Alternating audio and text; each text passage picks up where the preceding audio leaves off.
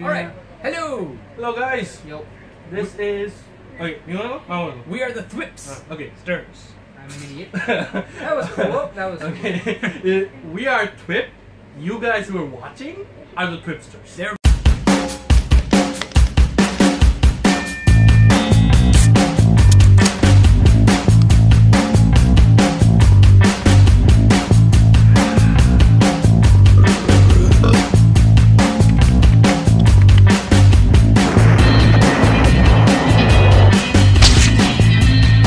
Hi guys, I'm Munazil. This is Ahmed. Rafi. See, I was really late. We are coming to you, well, sort of live. I think there's an 8-hour delay by the time this goes online. From JCC in Monaghan. It's the only comic book store in town. What we are bringing to you today, and this segment at least, are the comics we think you should be buying. That's what the segment is called. And this is about third episode, and hopefully you guys will enjoy what we talk about. So, And buy stuff. yes, we need to buy stuff. That's so the that whole we point can, of this. So that we can get more stuff. so that we can buy more stuff when you buy stuff. All right, We need those let's come on, Rafi, shut up. Let's get roll with this. Yeah. Alright, fine. Ahmed's gonna start this shit off. Alright, so the first thing we're gonna look at is the big baby. Is it a big baby? Anyway, Absolute Green Lantern and Green Arrow. Did not think they would actually pull this out in Absolute Edition. This is of course their famous road trip where they're being social justice warriors, but in the good way, not the way we do it on Facebook. And you know, it's art-wise, I wouldn't say it's very significant, but story-wise, it's pretty great. For those who are really into a bit of the history of comics, definitely something you should pick up, especially in this gorgeous remastered edition. I heard good things about this. Is one. this recolored? Recolored and redrawn. I think to turn around so that as well? people can see You know, Green just Arrow. fixed up and stuff. Oh yeah, that's all right. Yeah. But it has, you know, classic Neil Adams and Denny O'Neil. Can't beat that combo for a good 80s Yeah, I mean, comics. yeah, Adams pretty much redid what you understand as Batman right now. It's pretty much a Neil Adams creation. He did pretty much the same thing. He was the edgiest guy back in the 70s, doing stuff like, you know, the drug scene. He was also responsible for the fact that back then artists did not own what they drew. DC did, or Marvel did. Whatever he used to draw, DC or Marvel would own it. So he's the guy who made sure that the artists would get back whatever they drew for them, they would own it. He's the guy who also did the thing for Joe Siegel, I mean? Yeah, that's Sister and Super. Yeah, so they, you know, the guys who made Superman, the two Jewish boys who made Jesus Christ Parable. And Jack Kirby too. And Jack Kirby, he made sure they got their, you know, views in the comic book industry. So he himself was a sort of an SJW. So he was a social warrior as well. And none of that is relevant with why I'm trying to sell you this book, or, you know, recommending this book actually. Get it, it's an absolutely beautiful looking thing. There's only one copy left in the store, and the other one's gone. Yeah. So just pick it up, it's an awesome book, you guys will love it. It's like, I think for an Absolute it's pretty cheap. I think it's $99.99, which is about $100. Yeah, this is one of the cheaper Absolutes you'll get. Definitely pick this up, and let's move on to the next one, Yeah, guys. the next one. Alright. So, you introduce this one. This is Mary Jane Spider-Man, and You introduce that one. this is Spider-Man Loves Mary Jane. Don't you look at it, make them look at it. Yeah, this is Spider-Man Loves Mary Jane. These are both basically. This is from Mary Jane's point of view as to, you know, how she feels about Spider-Man. It's kind of a teenage rom-com thing. It's basically high school. There's little to no fighting. There's actually nothing. This is Unlike JCC. Yeah. This is less of a Spider-Man comic book. It's more of a Mary Jane comic book where she tells you how much. Well, she talks about how she feels about Peter or Spider-Man. She's also in love with Flash, I think. Like it's basically Flash Thompson. Yeah, Flash Thompson. Not Flash not Hollywood. Hollywood. Yes. So get it if you're into that kind of thing, and it's actually pretty cool since it gives you a different perspective. Into what kind of thing? Like loving two guys? Sure, whatever. Like, see, that's something you're into, not me. Like you have to understand that. You gotta say you have to. God damn it. The best thing about this series is that it's a good introduction into Spider-Man and Mary Jane and all that. You know, some of the other series are, you know, Volume 5, Volume 10. These are 2 volumes. All of the stories there. You know, you don't have to worry about anything and saying, "Oh my God, why is there only Volume 5 here?" You can get it all in one go. These are the last 2 copies, as far as I can see. And one of them has a 25% discount. This is a kind of like a different world. Like this does not take place in the main timeline.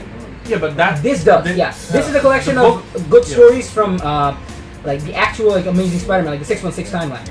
So this is also pretty good. Like it has, if you look at the back Yeah, cover, the back that's from the that's from the Doom story in the Yeah, airport. in the airport. JMS Run, JMS, J. Michael Straczynski Run, and yeah. J.R. Drawn, Yeah. which is a great issue. I mean, It was a really, really if you good want to issue. read one single Spider-Man story that makes you laugh, Yeah, you read that. I mean, There's Doctor Doom, there's Captain America, and it's a pretty nice and they're story. like robots from AIM or some shit. Yeah, I don't know, yeah, it's yeah. insane, and it's so sweet. There are like little scenes between Mary Jane and Spider-Man. Where they're talking to each other. It's a great book, and I've not read this collection. Yeah, but you've actually read these. So you should really get this and find out a little bit about the best couple in the history of comics. Definitely true. That is, everyone can attest to that. Yeah. Better than Lois and Clark. Come fight me. Now, okay, we're done with these. Done with these. Let's All right. start with do that. What are you doing? Yeah. We're doing Secret Wars. The last. This is the granddaddy of crossovers. Basically, back in the 80s, Marvel had a toy deal with some company, and they were going to.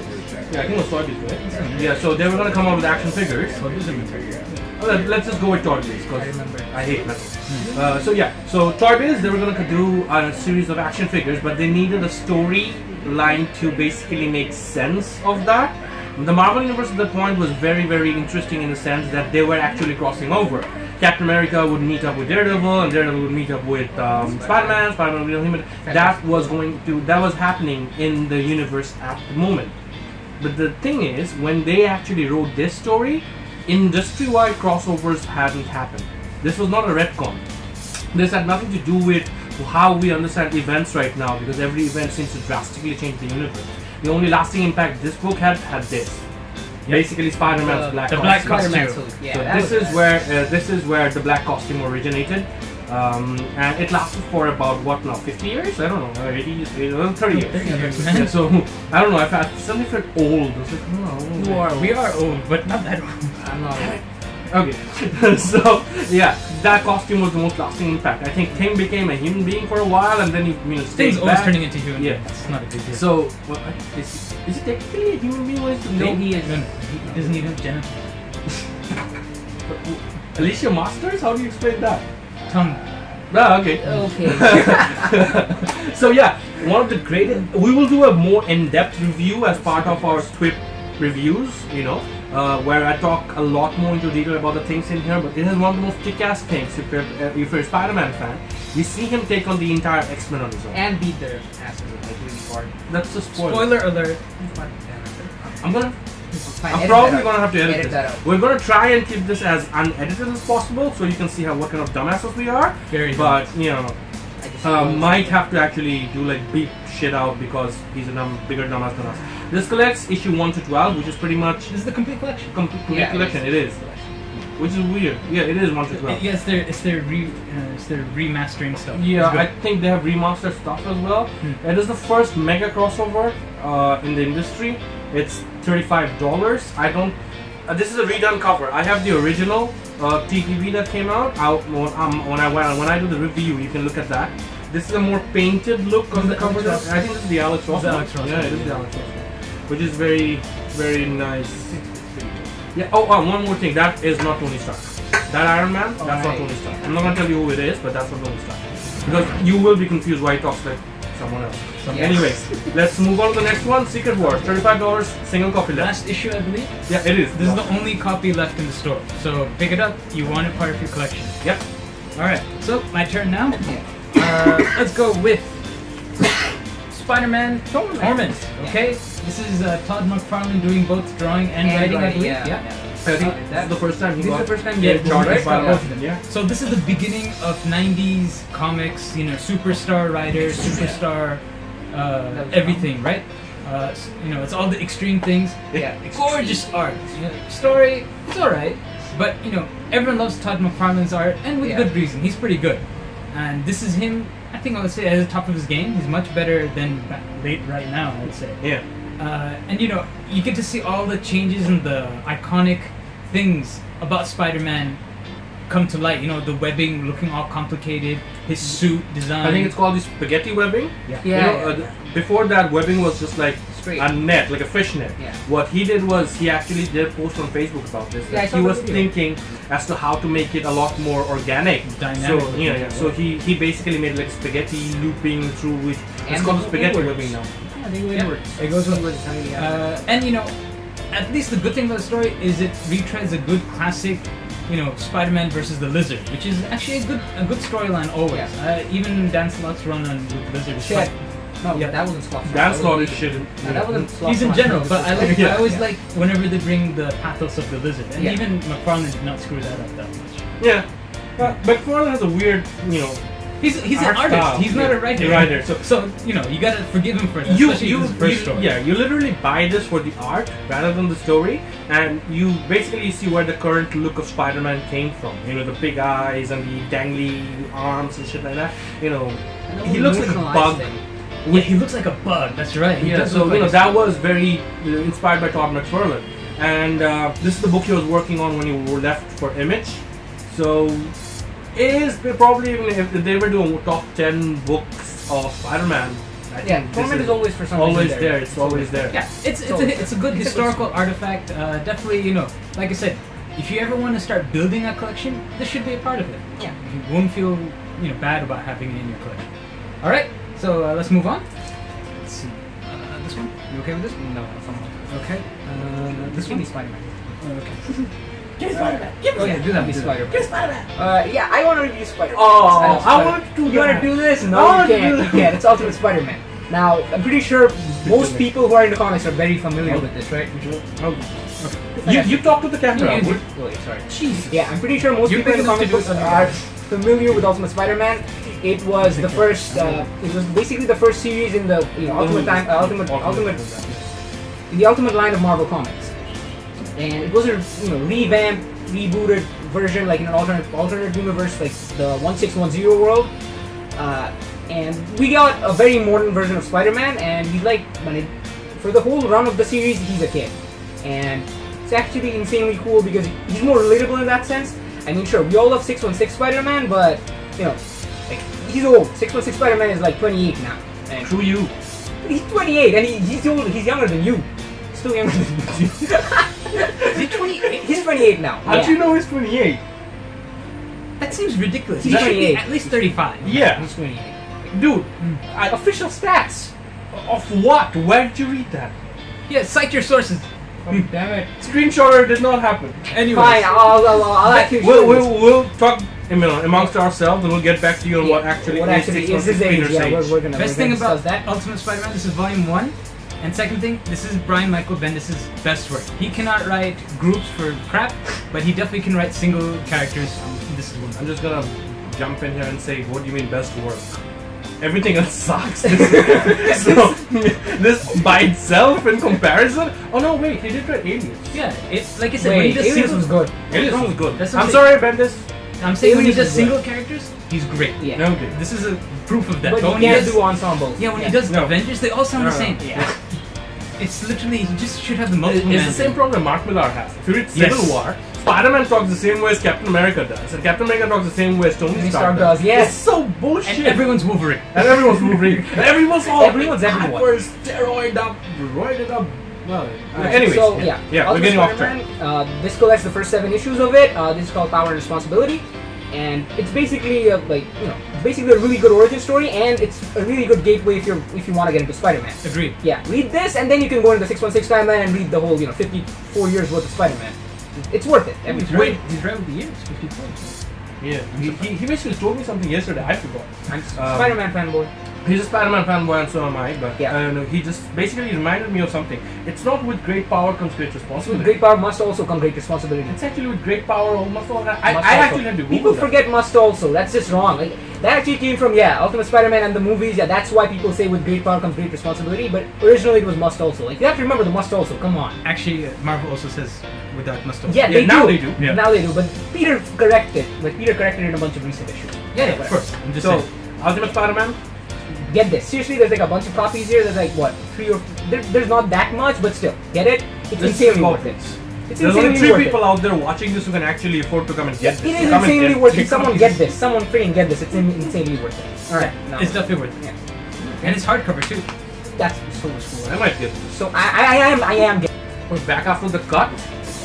So yeah, we just did Ultimate Spider-Man, I think. Buy it. Yeah. That's the main Yeah, thing you should buy do. it. Buy it. We're doing Hickman's Fantastic Four.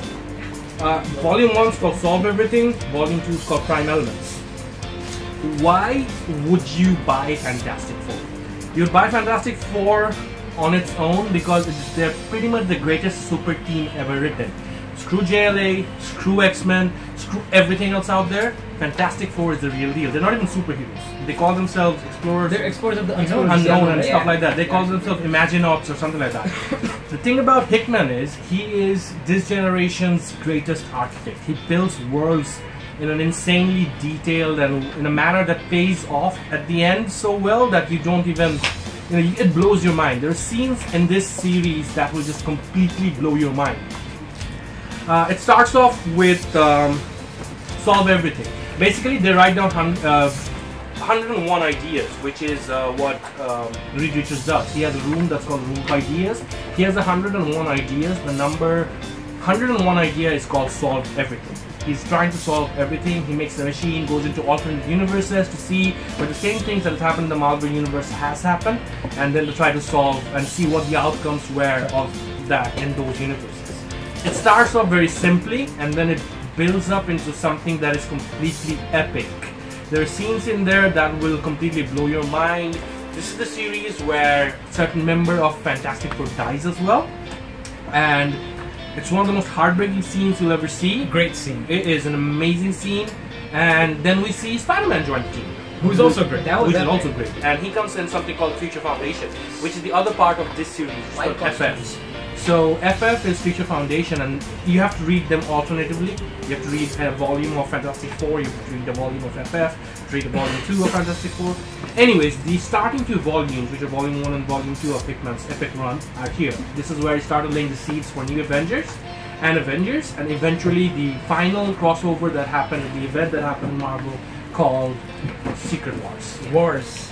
Not War, Secret War was something else. I think we just did Secret. You did. Yeah. So we have Secret War, Hickman.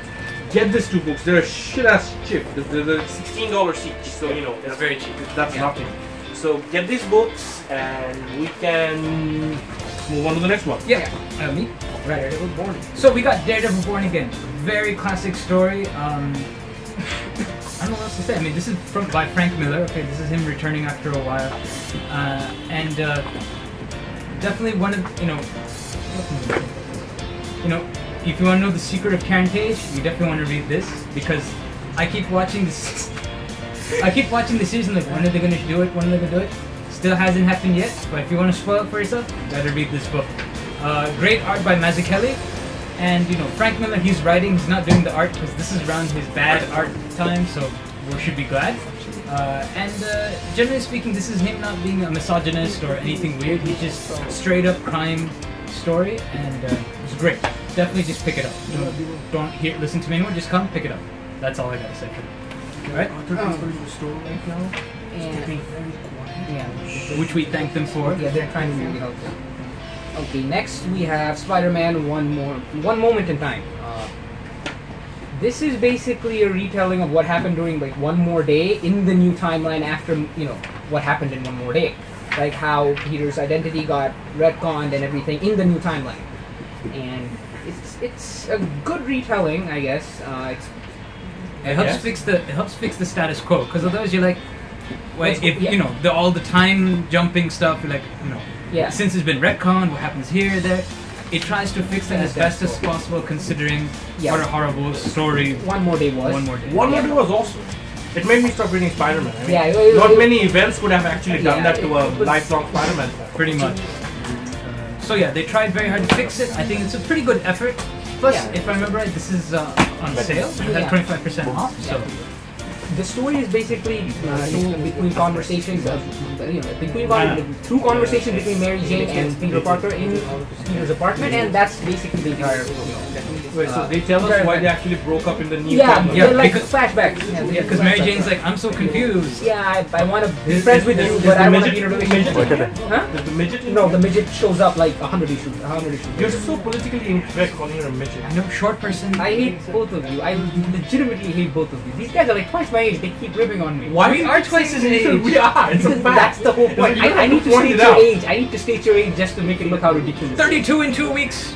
32 in February. 17 in a month. Alright. So, there's like what, 4 or 5 copies of this? Yeah. It's actually a good thing to buy because if you wanna, Establish your Spider-Man set. Yeah. It's good. Like I said, these are really nice hardcovers. There are a whole bunch of them with the storyline. So pick it up. It's good. Yeah, because like the hardcover itself is worth buying because it's a hardcover. Yeah. And the artwork was good. And it really helps establish who is Peter Parker right now, because we know him, original Peter Parker. This is slightly different Peter Parker. The Redcon brand new day Peter Parker. Exactly. Who's 28? Who's not? Cannot be 28. He's 28. Not He's 28. Okay, fine, whatever. We'll argue about that. Yeah, we'll argue later. Okay. Other than that, I think we're good to go for comics-wise. Please pick them up. Come to the store, check it out. There are a whole bunch of gems here. We haven't scratched a tenth of them. Yeah. And if you wanted to pick up the flaps of Spawn and Batman and everything else, there are 3 guys here rifling through the stock. Yeah. You're not gonna get anything if you get here. They've picked all the good ones. I can see them like, damn it, I want that one. I think Ridwan just picked up the Jim Lee X-Men cover of he did. Eve of Extinction or Destruction. Ooh, that's actually a good one. See? Spawn. Archie just picked up Spawn. This is issue 24. I thought it was 21. And Ridwan just found another X-Men Jim Lee cover. This is an X-Men Jim Lee cover. Yeah, this is a good Jim Lee cover. Not meaning was crazy. Yeah, not yeah. Lying. I can crosshatch. I hate that. That's hush. Stop crosshatching, Jim Lee. Anyways, Alright guys, we'll see you next week. We still have action We figures. still have the action figures. Oh yeah, we're coming back for action figures. Yeah. Yeah. Oh, alright. Yeah. Bye. Bye.